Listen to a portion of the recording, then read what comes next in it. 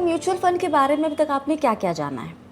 हमने ये जाना कि म्यूचुअल फ़ंड में निवेश करने के पहले आपको अपना लक्ष्य मालूम होना चाहिए, कितने वक्त के लिए निवेश करना है, कितनी राशि निवेश करनी है, कितना रिस्क ले सकते हैं, ये सब पता होना ज़रूरी है। हमने ये भी जाना कि म्यूचुअल फ़ंड में 2 तरीके के फ़ंड्स होते हैं, इक्विटी फ़ंड्स और डेट फ़ंड्स। डेट फ़ंड्स जो कर्ज़ बाज़ार है उससे जुड़े जो इंस्ट्रूमेंट है वहाँ पैसे निवेश किए जाते हैं, इक्विटी में शेयर बाज़ार में निवेश किए जाते हैं। इक्विटी के भी बहुत सारे बच्चे हैं, लार्ज कैप, मिड कैप, ये सब की जानकारी आपके पास अब है।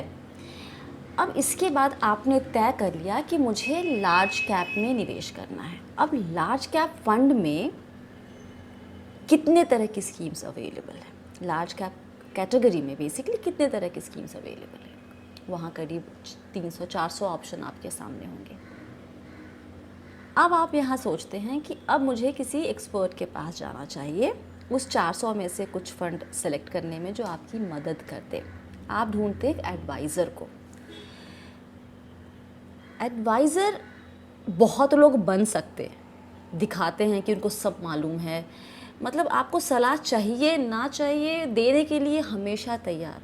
और अगर आपने गलती से भी कह दिया कि चाहिए, तब तो भाई साहब, तो ये बहुत ज़रूरी काम है कि आप देखें कि एडवाइज़र कौन अच्छा रहेगा आपके लिए। ये कैसे आप चेक करेंगे, एक सही एडवाइज़र आप कैसे चुनेंगे, इसके बारे में हम आज बात करते हैं। सबसे पहले आपको देखना है कि वो इंसान कैसा है। अब इंसान को तो आप एक दिन में तो समझ नहीं पाएंगे, तो हम कुछ कुछ चीज़ों पे, किसी किसी पैरामीटर पे उनको चेक करेंगे। पहला ये कि उसका प्राइमरी काम क्या है, ये सलाह देने का काम उसका प्राइमरी काम है या फिर वो अपने बचे हुए वक्त में ये काम करता है, मतलब सेकेंडरी सोर्स ऑफ इनकम है। अगर प्राइमरी है, इसका मतलब है कि वो दिन के का सारा वक्त इस काम को दे रहा है, तो सीरियस है। अगर सेकेंडरी सोर्स ऑफ इनकम है, खाली वक्त में करता है, तो थोड़ी बहुत लापरवाही तो नहीं कहेंगे, लेकिन शायद उतना सीरियस ना हो। अगर ये किसी इंसान का प्राइमरी काम है, पहला इकलौता काम है, तो आपको ये चेक करना है कि वो कितने साल से ये काम कर रहा है, उसके क्लाइंट कितने हैं, उसके क्लाइंट कब से उसके साथ बने हुए हैं, ये आपको देखना बहुत ज़रूरी है। इसके बाद आपको क्या चेक करना है, आप चेक कीजिए कि जो एडवाइज़र जो सलाह दे रहा है वो एडवाइज़र है या डिस्ट्रीब्यूटर है। अब दोनों का फ़र्क समझ लीजिए। एडवाइज़र आपकी ज़रूरत के हिसाब से आपको सलाह देगा और आपके पैसे ताकि बढ़े, पैसे बढ़ेंगे तभी आप उसके पास दोबारा जाएंगे सलाह लेने के लिए, है ना। वो आपसे पैसे लेगा आपको सलाह देने के लिए, ठीक है। डिस्ट्रीब्यूटर क्या करता है, वो आपको सामान बेचता है, वो आपको म्यूचुअल फंड स्कीम बेचेगा और जैसे ही वो आपको बेचेगा कोई स्कीम, उसको उसका कमीशन मिल जाएगा। उसको इस बात से कोई मतलब नहीं है कि आपके पैसे आगे चल के बढ़ेंगे या नहीं बढ़ेंगे, फ़ंड का परफॉर्मेंस कैसा होगा नहीं होगा, उसको काम है सिर्फ बेचना। तो इसलिए ये चेक करना ज़रूरी है कि आप जिसके पास जा रहे हैं, जिससे सलाह लेने की सोच रहे हैं, वो एडवाइज़र है या डिस्ट्रीब्यूटर है, ये पूछ ले सामने वाले इंसान से। इसके बाद आपको कुछ और काम भी करना है, आपको सवाल पूछना है। आपको सलाह दी गई एडवाइज़र से कि ये फ़ंड आप इसमें निवेश कीजिए, तो आपको जानना है कि वो फ़ंड आपको क्यों बताए जा रहे हैं, ये सवाल क्यों ज़रूरी है। क्योंकि आपको ये चेक करना ज़रूरी है कि जो फ़ंड आपको बताए जा रहे हैं वो आपके लक्ष्य से, आपके गोल से मैच कर रहे हैं या नहीं। अगर नहीं कर रहे हैं तो ये सलाह हवा में दी जा रही है, जो सही नहीं है। आप उससे और क्या पूछेंगे, आप उससे पूछेंगे फ़ंड की परफॉर्मेंस कैसी है, उसके जो उस तरह के जो बाकी फ़ंड है उसके मुकाबले और बेंचमार्क के मुकाबले।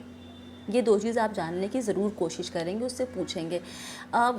साथ ही ये भी आप पूछें उससे कि ये जो फ़ंड आप बता रहे हैं वो परफॉर्मेंस तो आपने कहा कि अच्छा है, लेकिन कितने सालों से अच्छा परफॉर्मेंस दे रहा है, ठीक है। मान लीजिए कि 5 साल पहले एक बार उसका रिटर्न ठीक दिख रहा है, बीच में एकदम नीचे है, फिर से आज ऊपर दिख रहा है, तो कंसिस्टेंसी नहीं है, आप वो चीज़ नहीं चाहेंगे शायद, तो आप ये बात चेक कर लें। आप चाहें तो उसकी नॉलेज को भी परखने के लिए सवाल कर सकते हैं। अभी तक आपने काफ़ी कुछ सीख लिया होगा म्यूचुअल फ़ंड के बारे में, तो आप 2-3 सवाल कर सकते हैं, जैसे कि कुछ फंड्स के बारे में पूछिए कि कैसे फंक्शन करता है, मल्टी कैप क्या करता है, लार्ज कैप क्या करता है, दोनों का फ़र्क क्या है। आप इस तरह के 2-3 सवाल उनसे कर सकते हैं। आपको लगता है कि वो जवाब सही दे रहा है तो ठीक है, अगर वो जवाब देने में थोड़े अटकते हैं तो फिर आप समझ जाइएगा कि भैया इनकी नॉलेज में थोड़ी सी तो कमी है अभी। तो ये आपने चेक कर लिया नॉलेज उसका। अब मेन पॉइंट, आपको लगा कि सलाह अच्छी दी है, अच्छा बंदा है, अच्छा एडवाइज़र है, लेकिन फिर भी जो भी आपको निवेश करना है उसकी सलाह के हिसाब से, वो सारा निवेश एक बार में मत कीजिए। आप हो सकता है कि आधी रकम का निवेश करें और उसको आप फॉलो कीजिए, ट्रैक कीजिए कम से कम 3 से 6 महीने के लिए। जब आपको लगता है कि वो ठीक जहाँ पे उसने सलाह दी है एडवाइज़र ने, उस फंड में निवेश करके आपको सेटिस्फैक्शन मिल रहा है, ठीक ठाक आपकी कमाई दिख रही है, तो उसके बाद आप बाकी का निवेश शुरू कीजिए। सारा निवेश एक बार कर देंगे और अगर वो सलाह आपके लिए ठीक नहीं हुई है और सब निगेटिव में जा रहा है, रिटर्न अच्छी कमाई नहीं हो रही है, तो